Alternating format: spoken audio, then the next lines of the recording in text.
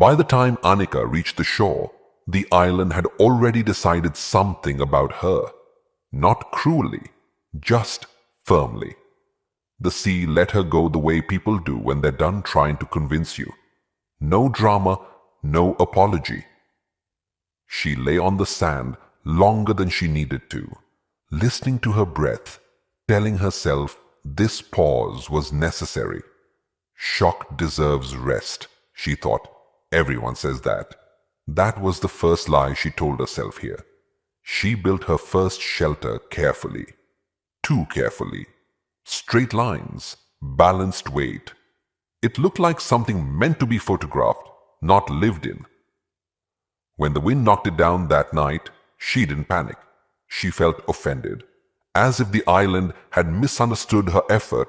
The second shelter failed faster.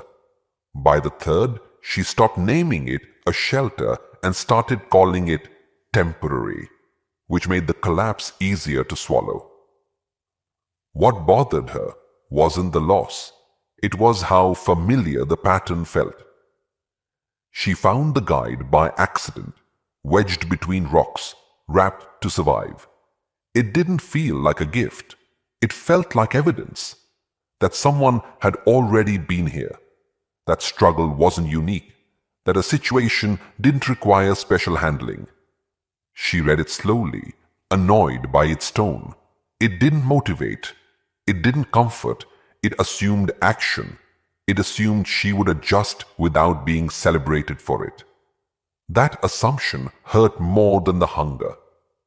Days blurred. The island took things without explanation. Shelter, plans, patience. It never rushed her, which somehow made it worse. She started reacting instead of preparing.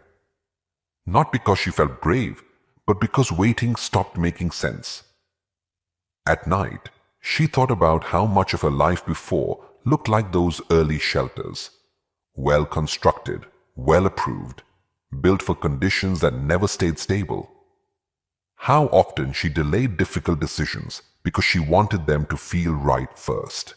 Here, nothing ever felt right. Things just needed to be done. The realization didn't arrive loudly.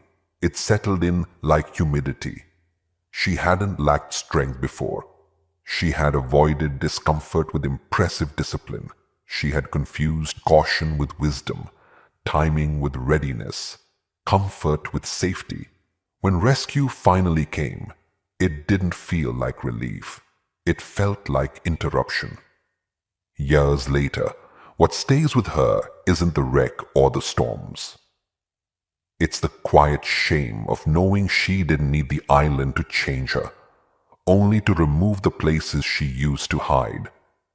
Sometimes, when life feels too orderly again, she catches herself planning another perfect shelter.